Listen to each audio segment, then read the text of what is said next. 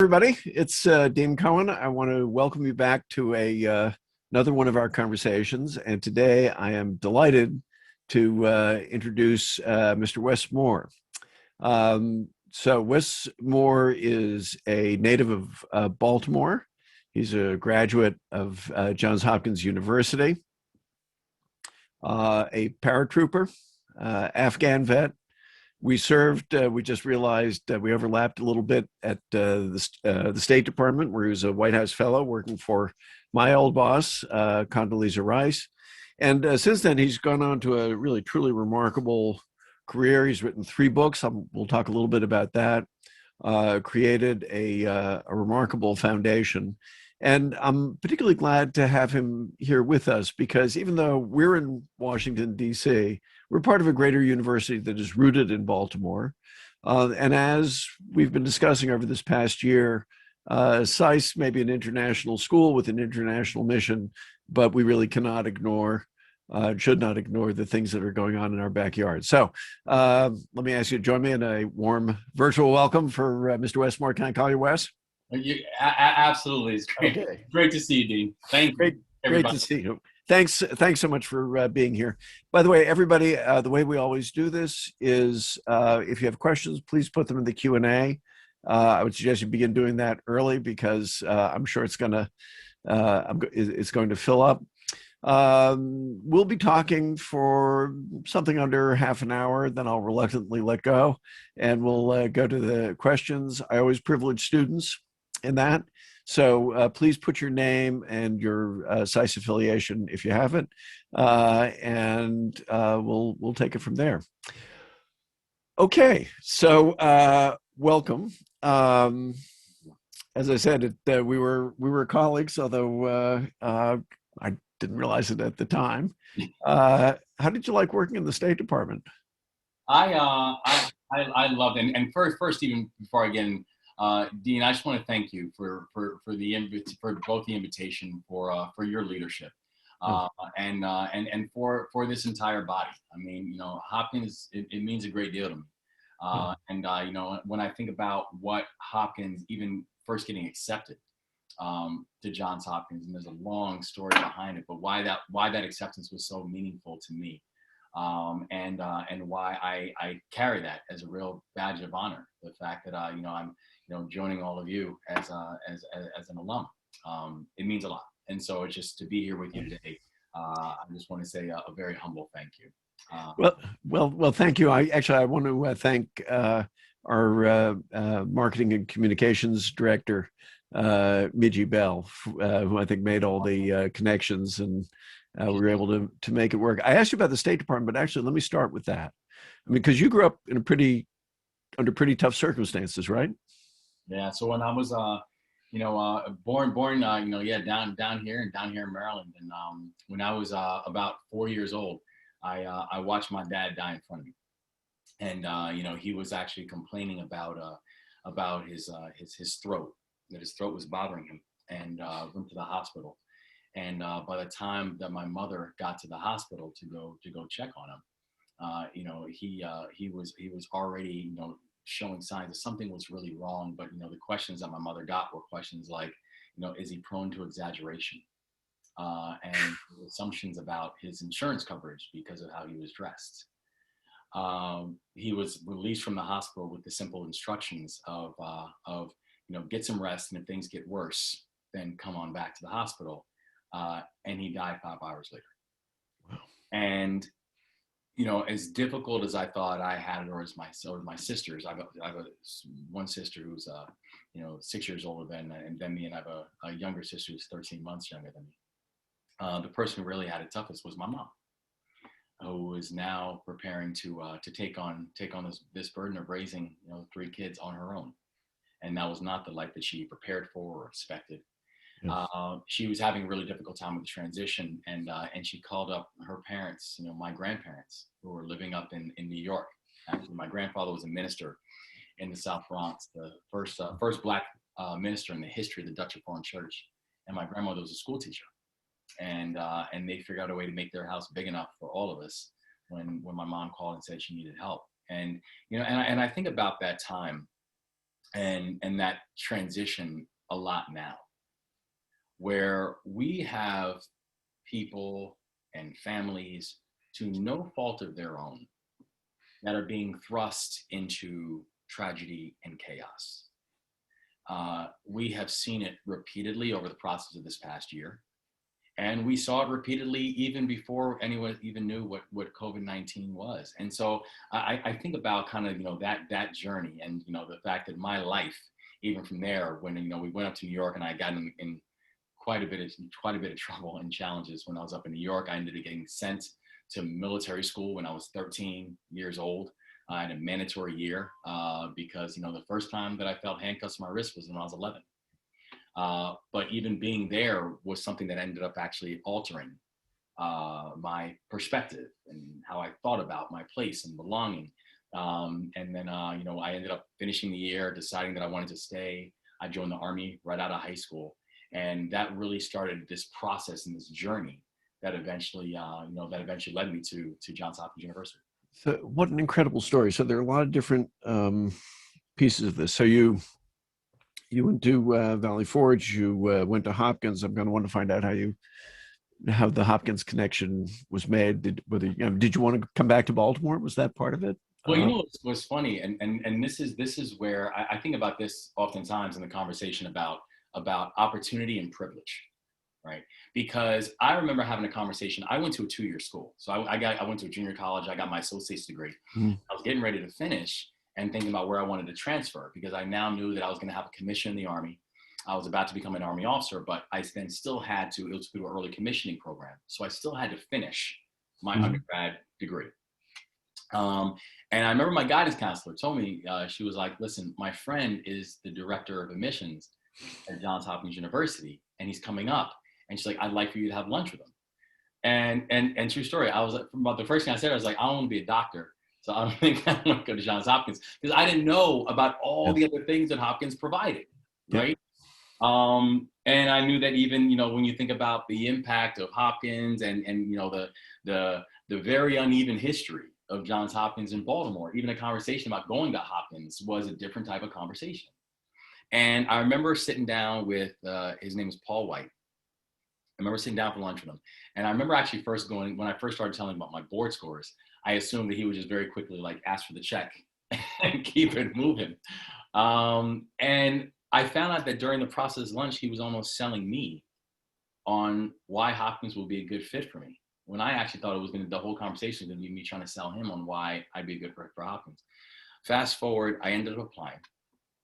And I kind of forgot about it, because I assumed that this was probably, I'd get back then we didn't do it over email. We did it over, if you got denied, small envelope. If you got accepted, big package. So I assumed the small envelope was coming.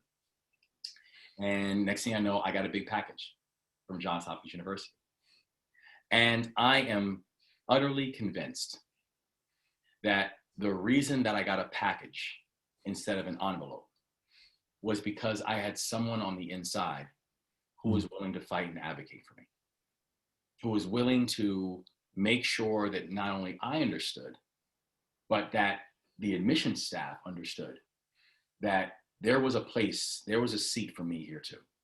And I think about that in context because, when I graduated, I ended up graduating from Hopkins, Phi Beta Kappa, receiving a Rhodes Scholarship towards the top of my class.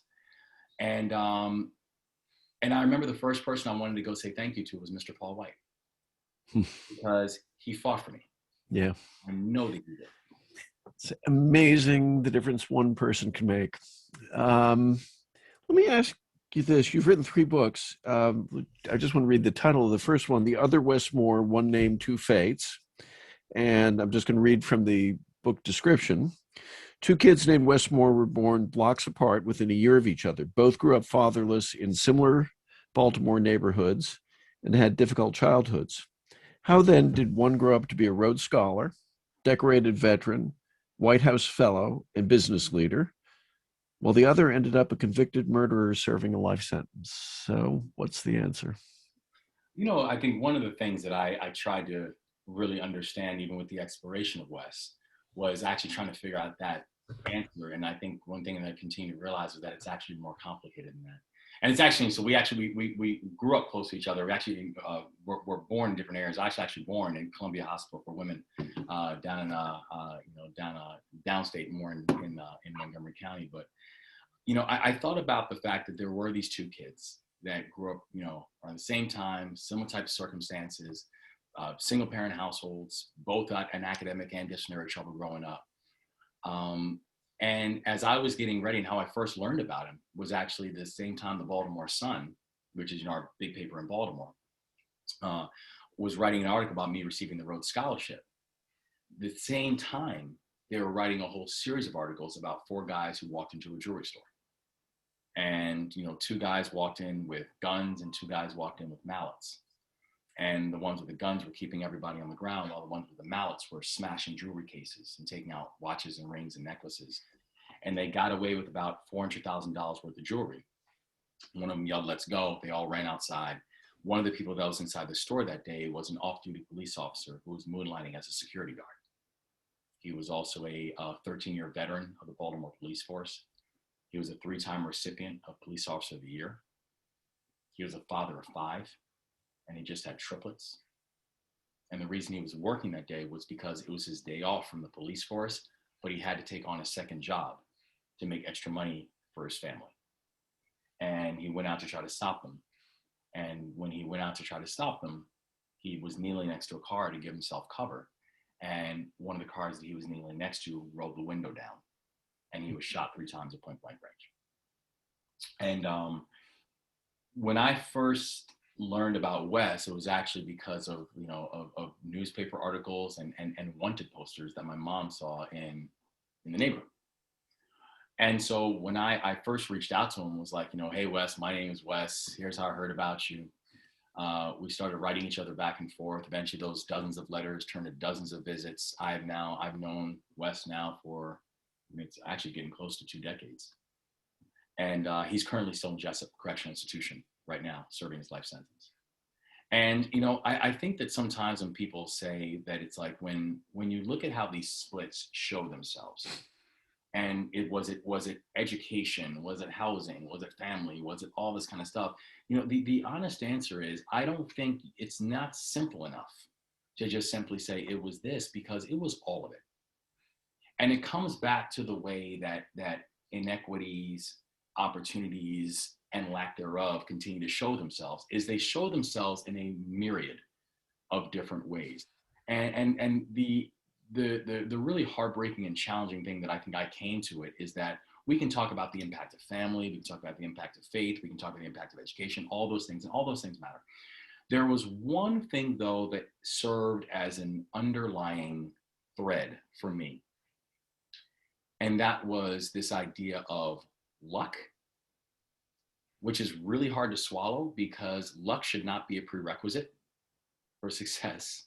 Yeah. And I think the other piece was expectations. And I think that Wes actually pointed out well when we were talking about Baltimore once, and I asked him, I said, "So do you think that we're products of our environments?" Talking about the areas in Baltimore that we knew and lived in and grew up in.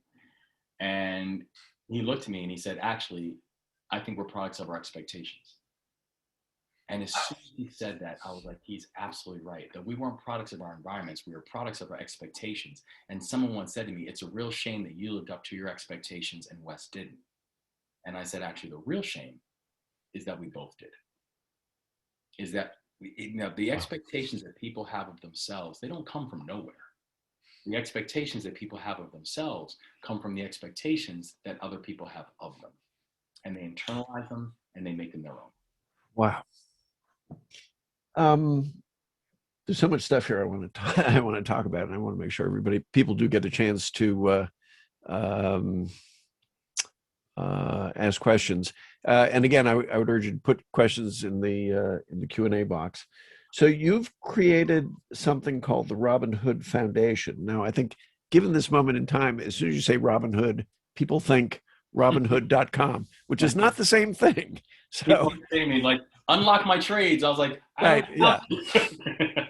So you're not doing fancy stock market manipulations, very far from it.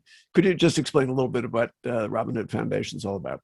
Absolutely. And so the Robinhood Foundation actually was started about about 32 years ago, and was actually started by a group of individuals, philanthropists, who are actually all in the investment business, and said, like, listen, we think that 1988, this was the year of the economic crash in 1988, and they said we think this is going to be a hard year for the markets and a hard year for investors, but they're like, but who this is really going to be a hard year for? It's going to be a hard year for people who are already living in poverty, because that's the way it always works. And we saw the same exact thing take place over this process this past year. And so they created this foundation called the Robinhood Foundation, which now, 32 years later, we have allocated north of $3 billion into the poverty fight. And it's focusing exclusively on ending poverty. So it's funding everything from education to housing, to transportation, to criminal justice reform, to mental and physical health. Everywhere where poverty is either the cause or the consequence, we will find, fund, build if necessary, the kind of infrastructure that fundamentally takes on the issue of poverty. And I think that, and I've been the CEO now for a little over 4 years. And, when I think about the kind of work that then has happened even over this process of the 4.5 years, there's a few things that I think we really are stressing on and building on, which I think became important. One is, I think about the work that took place even over the past year in terms of, basic elements of relief. When we watched 11 years of job growth go away in 11 weeks, when we watched a poverty rate double, over this time period, we watched people, and first it exposed two things. One, it exposed just how fast you can watch people fall into this depth of poverty. And again, it's not that poverty, people say, well, people in poverty should just work harder, or people are act like poverty is a choice. The way I look at it is poverty is a choice, but it's not the choice of the person who has the weight of poverty on their shoulders. It's society's choice about how much pain we are willing to tolerate in the life of other people. The second thing that it really showed was how much pain was existing even before, right? Because before COVID-19, you still had a situation where if you look at just New York City alone, half of the city lived in poverty for at least a year over the past 4 years. Not half of a borough, not half of a demographic, half of the city lived in poverty for at least a year over the past 4 years. The people who lost their jobs due to COVID-19, 24% of people that lost their jobs due to COVID-19 were living in poverty before COVID-19, i.e. that was the working poor, people who were working in some cases multiple jobs and still living below the poverty line. And so we saw very quickly how much work had to get done. We ended up launching a relief fund where just in the process of the past 9 months, we've allocated north of $70 million, mainly focusing on things like emergency cash assistance and getting cash into people's hands. A big reason, because even if you look at the CARES Act that was passed before, there were millions of people who were intentionally left out of the CARES Act. If you were undocumented, even if you were working and paying taxes, there was no cash assistance. If you were part of a mixed status household, there was no cash assistance. If you were working but not making enough to hit the federal income tax filing threshold, there was no cash assistance for you. So millions of people were being left out of this. And so we focused our philanthropy to those areas. And then, also really exposing the importance of policy. Yeah. That, okay. So let me ask got a couple of questions, and then I really do want to open things up for other people. My next short, I'm sorry. So you may have seen there was a piece in, I think, today's New York Times about Baltimore. Yeah. Which paints a picture of Baltimore, once the 6th largest city in the United States, booming. I think they sort of started with a profile of a steel plant that went under, and then there was this kind of flirtation for Amazon's second headquarters, which of course ended up in Arlington, Virginia. And Baltimore's in a difficult place. We should care about it simply because we should care about it. We care about it because it is the home of Johns Hopkins as well. I understand all the individual initiatives, which are wonderful. How do you bring back a city like Baltimore, which has been a great city, has some wonderful, obviously a fantastic university, has many strengths to it, many strong communities, but how do you bring it back? Yeah. I think, you have to focus on the rebuild of Baltimore with the same intentionality that, frankly, the breakdown of Baltimore had. It's important to understand the context of Baltimore and all this as well, right? Baltimore it's the home and the birthplace of Johns Hopkins and Thurgood Marshall and Babe Ruth. It's also the home of redlining. Yeah. It's also the birthplace of some of the most creative and discriminatory lending policies that this country has ever imposed on people of color. It's also a place that we saw that the Department of Justice years ago put the Baltimore City Police Department under a consent decree because of patterns and practices of improper and biased policing towards Black communities. And so I think we have to be able to have a functional build up, because we're experiencing in the city a functional breakdown, right? Where we have seen in every single aspect of the societal functioning that we've seen elements of pain and hurt being placed in. I think Baltimore needs to make sure that we have a real sense of continuity. I mean, the reality is that Baltimore City has had 5 police commissioners in 5 years.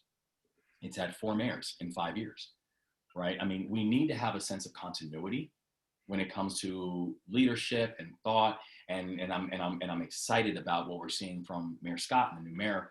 The new mayor of Baltimore. And we also need to make sure that the new mayor and the new city council president, Nick Mosby, that they are also getting the reinforcements that they need, that they're also getting the support that's going to come from the state and the federal. And how do we reimagine this city of Baltimore? The beautiful thing about Baltimore to me is I think this could be the greatest comeback story and the greatest reimagination story that the country's ever seen. To go from a city that was one of the largest, city of close to 1 million people, now to be a city under 600,000 people with declining tax base, to have that real revitalization in a way that could be done in a community-centric way, that's an amazing story. And Baltimore has a chance to write it.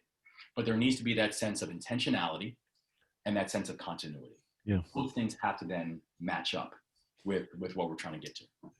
That sense of optimism is very powerful. So I'm going to ask just 2 other questions because I see there are questions filtering in. So the first question is, let me go back to the State Department. You've gone abroad to fight for our country. You've served in the State Department. Now, I think there are a lot of people, actually, I probably on both ends of the spectrum, who would say, wow, the United States has a whole bunch of issues that it has to deal with at home. This is really a time for the United States to kind of pull back and focus on issues at home, which you can approach in a number of ways. I think this sense is actually, I think, particularly strong on, people who are concerned with those communities which have been furthest behind and most disadvantaged. How do you think about that? How do you think about, I mean, you're mainly a domestic policy guy, that's very clear. But you have had those other experiences, and you obviously think very broadly. How do you think about that? Yeah, I think first, the United States doesn't have that luxury, right? I mean, when we think about the role the United States does play on the world stage, the United States plays an important and a permanent role in terms of being able to be at the global stage and at the global table. And we don't have the luxury, nor should we try to move into a space where somehow we forfeit that. The second thing is, it's important to understand the interconnectedness of our globe and how everything that's happening around our globe matters. And we when we're talking about addressing issues that are happening right here within our country, but also thinking about what is our responsibility to be part of a solution of what's happening globally, we don't have a luxury to have a binary conversation. Yeah. We don't have a luxury of simply saying, well, that's not important, but this is. I think honestly, if you just look at what's happening with COVID-19, yep, as just one example, right? We could say, you know what, we are just going to focus on the vaccination of people within this country. We need to make sure the United States gets to herd immunity as quickly as possible. And if the globe does it, then great. And if the globe does it, then fine. Guess what the United States will never get to if we don't have a global focus? Herd immunity. unless we have a real global focus as to how we can create a mechanism to make sure that we're having a global conversation about what it means to make sure that our world is being protected by this virus that will continue to move and continue to mutate, as long as if we do have some form of an insulary perspective as to how we're going to treat this. That's not the way that the globe exists. The second piece, though, I think about this goes back to something that's much more fabric, and that's just our basic humanity. When I was at I was saying earlier, when I was at F, the Bureau in the State Department that deals with foreign aid and foreign assistance, there's this common perception that in the United States, we give away too much money in foreign aid. We give 10% of our GDP away to foreign aid and 12%. Those numbers could not be any more wrong. We give a fraction of 1% of our aid, of our global GDP to foreign aid and foreign assistance. And so there's a reason for it, is that the more that we can put an emphasis on assistance, and again, not handouts, assistance, truly making sure that we are part of a global community, that's the less we are going to put towards other elements that we know that continues to having ballooning budgets, like Defense Department budgets, and like how we think about the military industrial complex. We have to be able to focus on basic elements of humanity. And in the same way that we have the same psychology when it comes to focusing on social services and ways we're going to protect communities instead of having bloated police departments, right? It's the same kind of parallels. We're either going to help and secure and deal with root causes, or we will deal with the much more expensive consequences of intolerance, much more expensive consequences of dealing with people who have been left out of systems. And so this is not just a selfless conversation. Oh, we need to do it because it's doing good. It's the most selfish thing that we can actually do. Yeah. This is about how we're thinking about budget allocations and how we're thinking about prioritization of being able to protect and secure a basic level of humanity. I at our 75th anniversary of the school, which we celebrated a year ago, one of the things I said, there's a big difference between now and when we were founded. The biggest difference is when we were founded, you could think of international as being over there and we're over here. And that isn't really the way the world works. Okay, so last question, which you knew I was going to ask you. Are you going to run for governor? I really am. I'm exploring it. I recently announced that later on this year I'll be stepping down as the CEO of Robinhood, and I'm so proud of what this team and what we've gotten done in 4.5 years. The organization has never been at a stronger point in its 32-year history, and I'm incredibly proud of that. I also know that for many of the issues that we've been working on, that I've devoted my life to, my entire adult life to, these are issues that are all very much on the ballot. And so I'm very seriously, thinking through and exploring if this is the right thing and the right next step, and thinking through what is the contribution that we can make. I know that I want to take on a big problem with a big budget. Not a small problem with a big budget, not a big problem with a small budget. And we have real work to do, and we have real things that we need to try to address. So I'm thinking through a lot of things right now, but that is something I am very seriously considering. Well, very heartening to see someone of your caliber seriously thinking of putting themselves through that Cuisinart. Okay, let's because it's we need good people in politics. Okay, so I'm going to begin with a question actually from a staff member, Candace. What would your advice be to the younger generation who are trying to beat the odds of poverty? Great question, Candace. The first thing that I would say is, and this is more of a psychological thing, but it's important. First, it's important for you to understand it's not your fault. Right? We've been dealing with this issue of poverty, oftentimes generational. And people have to remember that when we're talking about poverty, it's not only that poverty is it's that it's present, it's that it's sticky, it's that it is almost remarkably persistent and remarkably intentional. And so for children, for individuals who have this burden, this weight of poverty, it's first important for you to understand that you're battling a system, and this is not about the people making choices of the kind of them choosing to be within this element of poverty. The other thing I think is important to remember is that when it comes to battling against it, on the individual level, it is going to be about how do you find those elements of support? How do you find those elements of essentially freedom? This is going to require you to have to work harder. This is going to require you to have to push harder. And that is remarkably unfair, but it is the reality that we have bestowed upon people who have this weight of poverty. And I think for all of us, we have to understand that fighting poverty is not just simply going to be about how can we develop platforms and frameworks to be able just to support the individual. We have to attack systems. We have to make sure that when we're talking about whether it's education or whether it's housing or whether it's transportation or whether it is health or all these other elements how poverty shows itself, manifests itself, and grows, that part of our collective responsibility is to not just deal with the present, but it's to actually help protect the future. And that means how can we be very honest, be very critical, understanding that poverty in many ways, it is racist, it is sexist, it is phobic, it's homophobic, and that we have to be just as diligent in dealing with the now, in fact, just dealing with the structures and the future as we are with dealing with the now that people are facing with that weight of poverty that's sitting with them in current existence.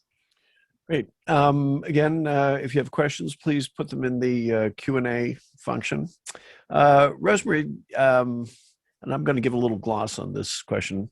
Would love to learn what gives you hope right now. And I guess let me kind of, if you'll forgive me, Rosemary, I'll just sort of put a little spin on that, which is you're dealing with some very depressing stuff, right? I mean, your personal story is great. You've been tremendously successful in every dimension that one could hope for, but you're dealing with some very deep, deeply rooted, depressing phenomena, which are large and which are not always getting better. And yet, it seems to me, I mean, you and I haven't met in person, although I hope that day will come. You're a guy with a big grin and a lot of good cheer. So how does that happen? I think, I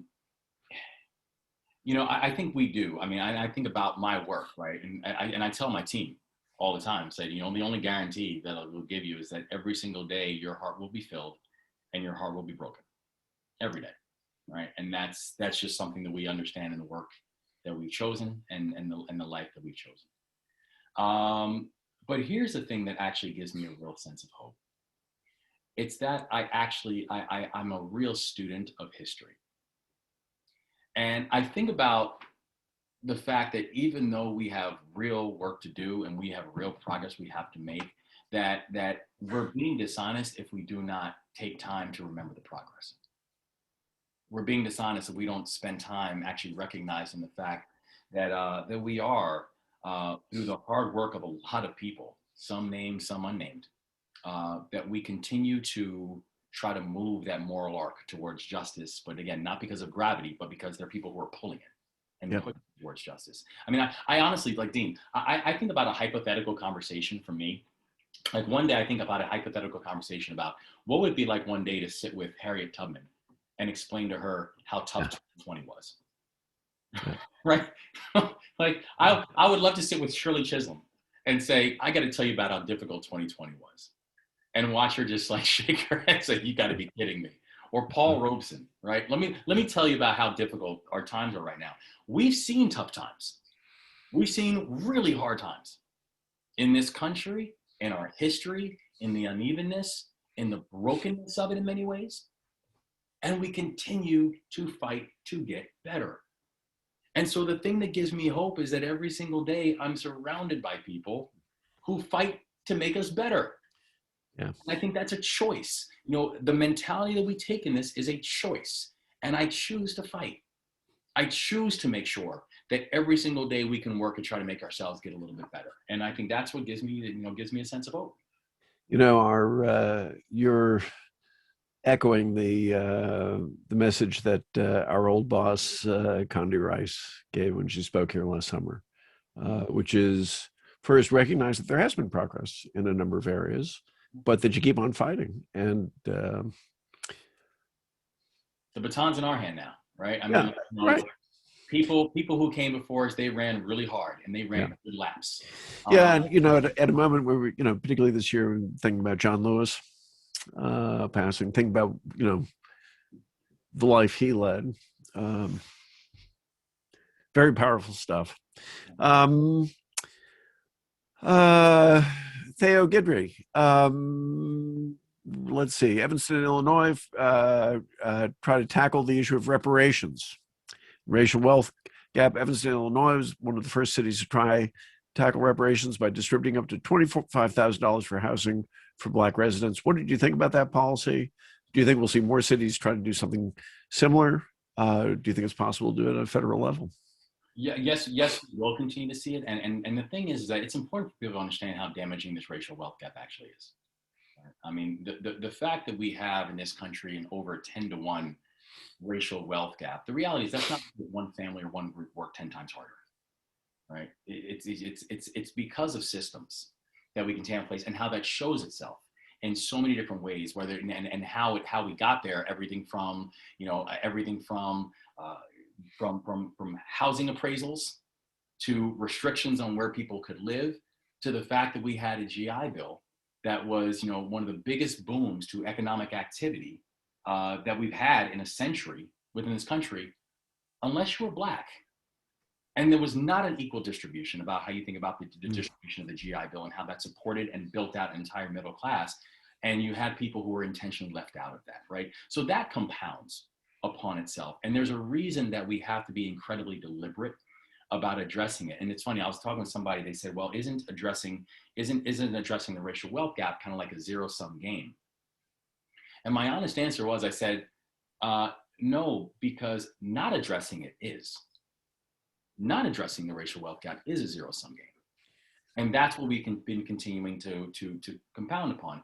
And so, I actually think about it in context of some of the work even that we're doing now within Robinhood, where it's about how do we help on a conversation of understanding that everyone's, not just every institution, where it's like it's not just the private sector, it's not just finance, it's not just retail, it's not just universities, it's not just nonprofits, it's all of us, about how do we have that genuine conversation about being able to address the racial wealth gap in a very serious and a real way, both in the way that we do our work and also in the way we think about the policies that are then, shrouding over everything that we are then moving and maneuvering, and what that means to a population as we then continue to go through that process. Good. I'd like to just tee off that for a moment to explore a larger issue that I found myself thinking about, which is, is this in general, even setting aside racial issues for the moment, although of course they play into this, do you think this is a less upwardly mobile society than it used to be? I mean, I think about, my grandparents were all immigrants, came here penniless, ended up doing quite well, and their children even more so.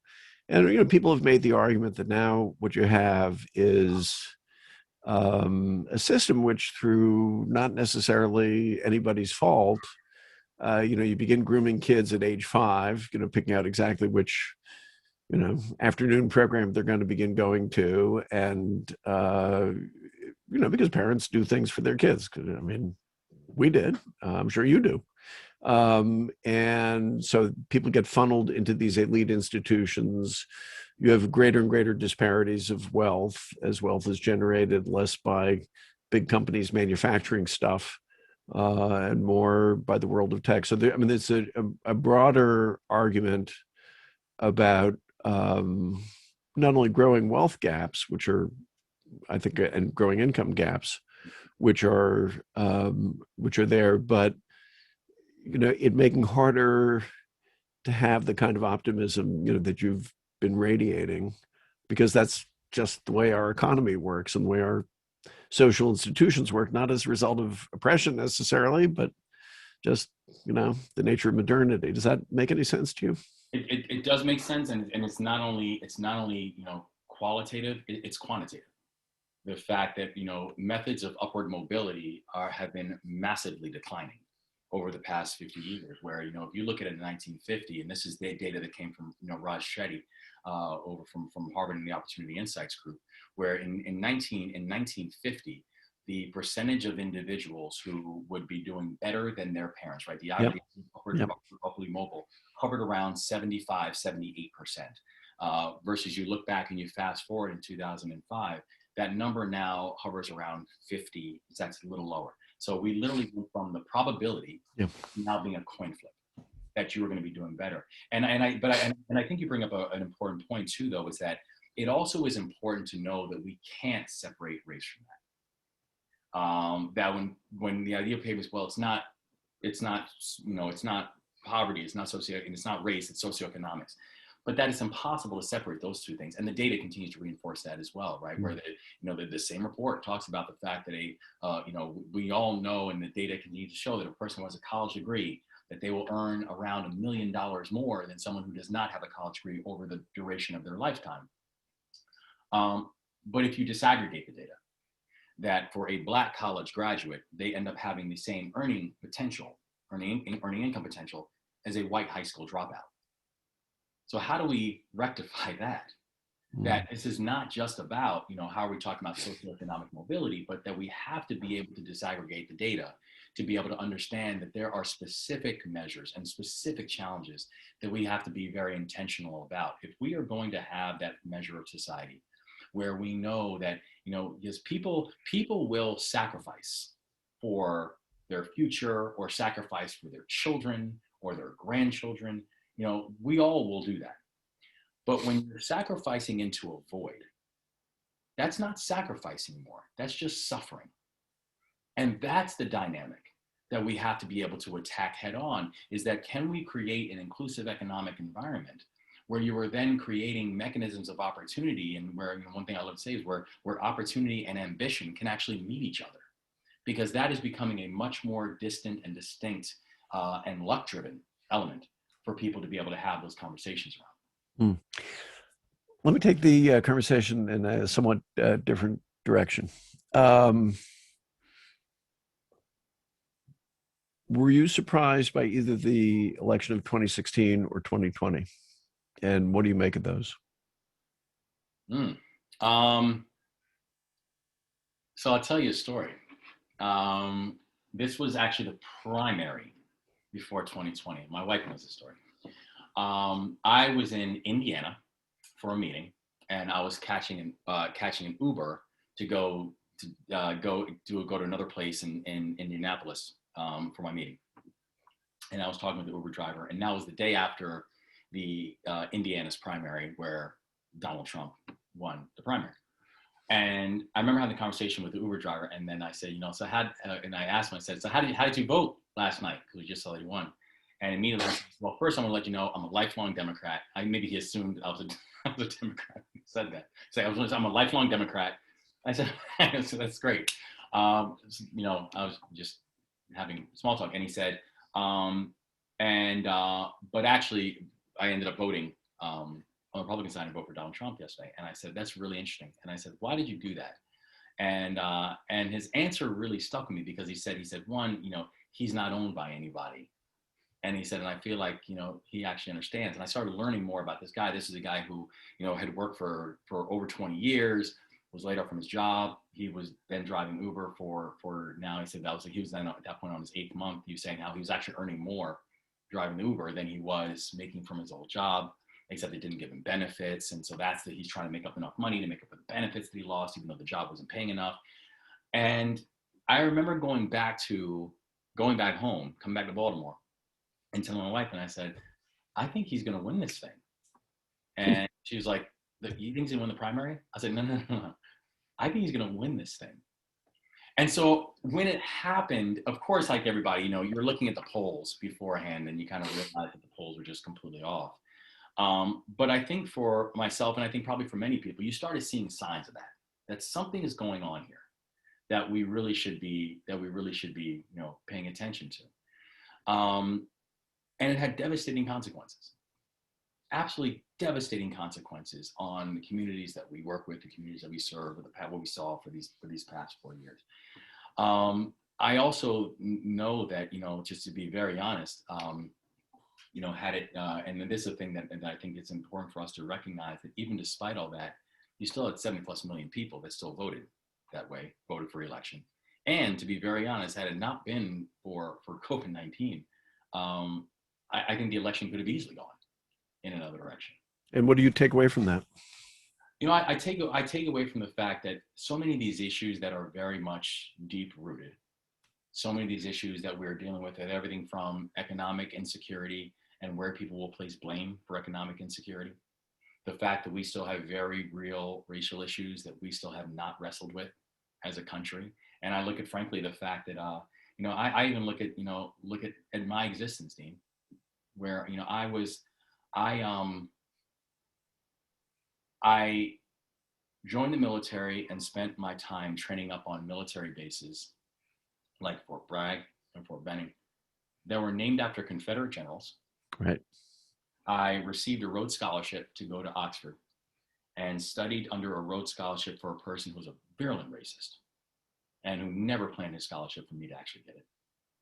And as we recently learned, just in recent history, I attended Johns Hopkins University, a place and named after a person who, while yes, had a history of being an abolitionist, et cetera, but also was a slave owner. And I think about that in context of the fact that whether it was my undergrad institution, whether it was the scholarship that I accepted to go to graduate school, or whether it was the military bases that trained me, I was trained in places that were named after people that despised me, that didn't see me as human. It is a perfect illustration of the fact that we as a nation have never wrestled with this. And so when I think about what that means in terms of a political context, that this idea of economic instability, this idea that we now have a generation who for the first time in generations can't look at their future and say, my children will be better than me with any degree of honesty. I look at the fact that progress is not inevitable, and progress has to be hard fought for. We can make progress, we can do better, but it is going to take a remarkable degree of honesty and strength and sincerity. And the question we have right now as a country that I think both 16 and 20 and all the other elections in the future will continue to show us, these are our moments to ask ourselves as a country, are we willing to walk into the future with honesty and strength and a courage that we can do better? Yeah. If you'll forgive me saying so, it's a very American attitude. I'm going to ask one last question, and then unfortunately we have to bring it to an end. So one of the ways that I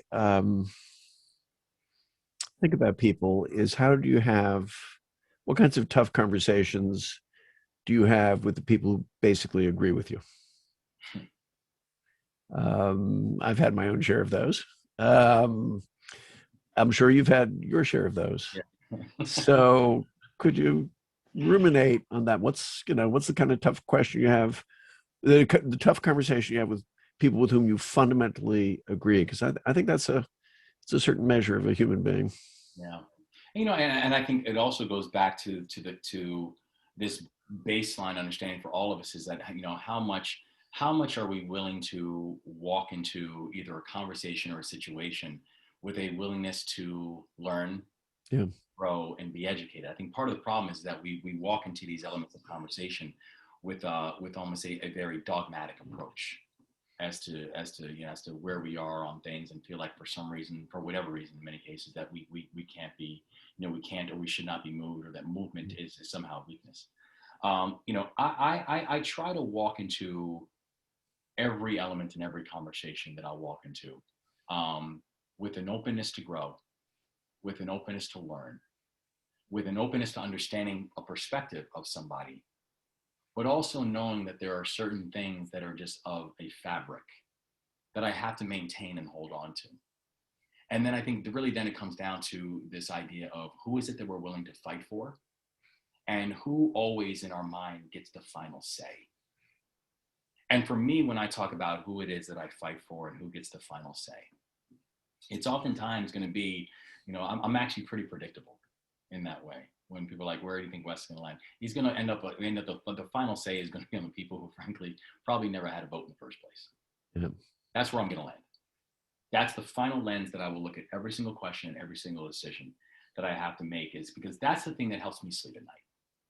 That's the thing that I know that I will lay my head down and I'll be okay, as long as that was the final lens in which that I had to make my point.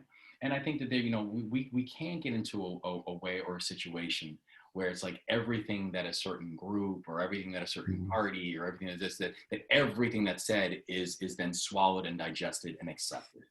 I feel like it's part of our obligation to consistently pressure test. It's part of our obligation to consistently push and prod. It's part of our obligation to be both data-driven and heart-led.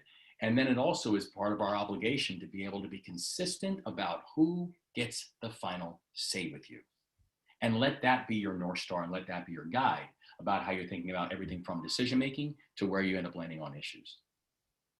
Great. Well, listen, this was a terrific conversation. I'll look forward to welcoming you to this piece of Hopkins one of these days in person. I'd really look forward to that. And I wish you luck, and I hope you decide to run for governor. So thanks very much, Wes. Thank you all. Take care. Bye-bye.